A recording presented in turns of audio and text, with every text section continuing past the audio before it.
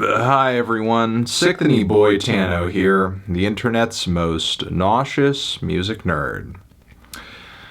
But it's time for a review of this new Willow album, Empathogen. Yep, newest LP from singer, songwriter, multi-instrumentalist, Miss Willow Smith, whose music career has been a curious one up until this point. If you remember, she broke out in the early 2010s with one of the most viral and memorable singles of that decade, Whip My Hair, which was one of those rare moments where a pop tune that's clearly geared toward the kiddies still goes kind of hard. And I think from the success of that single, she could have easily launched into some music child star pop phenomenon type career, but after this song we only got a trickle of singles from there, and it wouldn't be until several more years down the road that we would get Willow's full-length debut album, the record Ardipithecus, which in the greater scheme of her discography now in retrospect kind of feels like the start of a trilogy with her first three albums, all of which collectively see Willow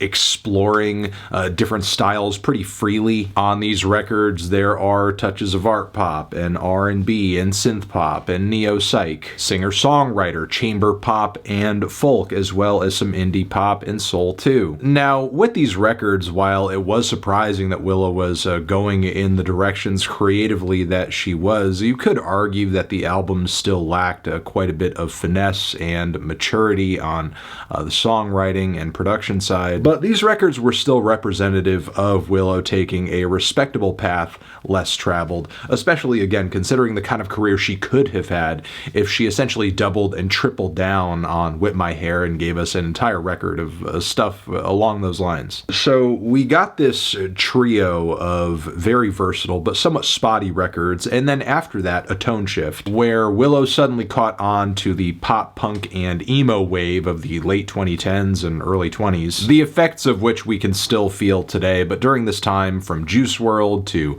MGK to even Taylor Swift collaborating with Brendan Urie, everyone was feeling the emo spirit. And of course, Willow's first foray into this series of more alternative rock music styles included features from Travis Barker as well as Avril Lavigne. The record ultimately was a bit too brief and a little basic when it came to this style, but the album that followed from their coping mechanisms saw Willow again taking a shot at some kind of rock crossover, and while it didn't exactly 110% work, it was a better LP. Really an improvement on all fronts in terms of singing, songwriting, and production, as well as Willow's embrace of rock music, straight up just feeling a bit more authentic. Now, 2 years later, Willow is switching it up once again on Empathogen, a record that brought us some pretty surprising singles. There was Symptom of Life, which was a piece of very tense, emotionally explosive piano rock with some jazz touches here and there, very big drums too. Big Fiona Apple vibes on this track in the best possible way, but Willow kind of making it her own with a smoother delivery, more vocal harmonies, and taking a decidedly mystical and philosophical approach on the lyrical side. There's also the track Big Feelings, which is the closer of the album, which I think stylistically has a lot of crossover with Symptom of Life, especially with those very angular, speedy, and skilled piano passages, the huge punchy drums. But yeah, it's a track all about big feelings. How big were they? I don't know. Big enough to where she'd write a song about them? Why is that funny? This is not a bit. What is going on? Just be quiet and finish the review.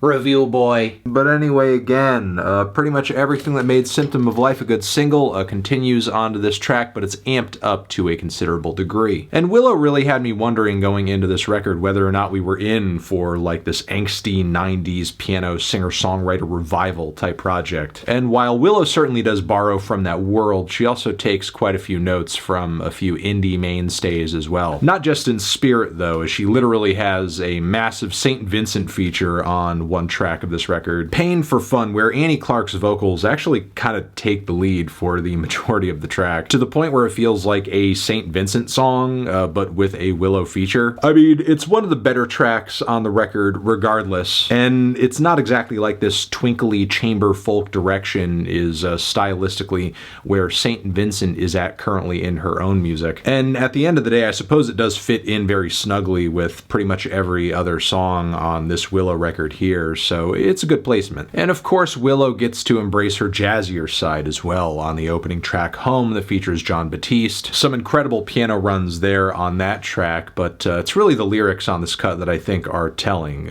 Willow talking about essentially kind of going with the flow down a river of grace that is eventually taking her home, which I think is fitting because the instrumental palette of this record, where she's going artistically and sonically, has never sounded more her. While I think Willow has come through with some solid and respectable tracks over the years, this record is really the first time I feel like I'm listening to a Willow album truly. The bold, fierce, and tight pianos and drums underscoring these powerful, emotional, soaring lead vocals just feel like her formula. And even as Willow drifts away from the keys a bit more on this record and favors some guitar, she maintains her musical focus and persona. The tight syncopation and angular melodies remain, especially on tracks like Ancient Girl. However, I feel like songs like this one kind of expose the Achilles heel of the record, as it's such a great idea, it's so catchy, it's so well executed, but simultaneously so freaking short. I feel like in a way we kind of get robbed of hearing a fully fleshed out song with this melody and this compositional build. And there are a few other tracks on the record that feel like they could have been developed into fuller, more entertaining songs had they been pushed further. I Know That Face,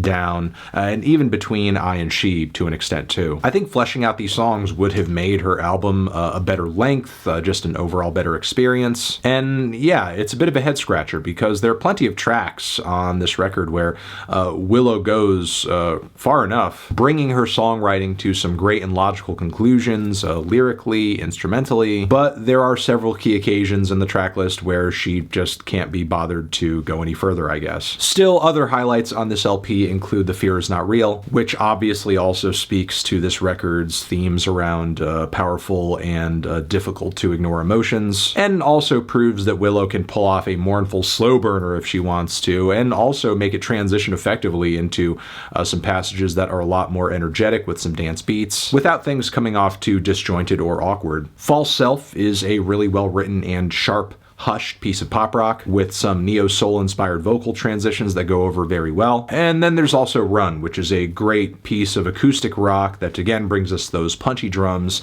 Stellar, maybe the best vocal performance from Willow on the entire LP, like when she really kind of hits those raspy highs and is singing "I Can't Get Out." Like, man, she's just like on another level vocally, in my opinion, than she's been in the past. But yeah, overall I enjoyed this record quite a bit. I think it's very solid. I think it's a very entertaining and creative showing from Willow. And I feel like this is the first time in her career where she's really potentially teeing us up for something truly great down the road. The execution in terms of performances and writing for the most part are great, to the point where I'm just really left wanting more, especially on these shorter tracks. The only thing that's really holding Willow back at this point is this insistence on keeping things as brief as she does. And to my ears, she is writing up and recording too many great musical ideas to cut them off as prematurely as she does on a couple of tracks. But yeah, I'm feeling a decent to strong 7 on this one. Transition, have you given this album a listen? Did you love it? Did you hate it? What would you rate it? You're the best, you're the best. What should I review next?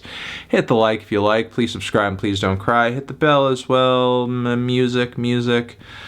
Talking, I talk. I review about music.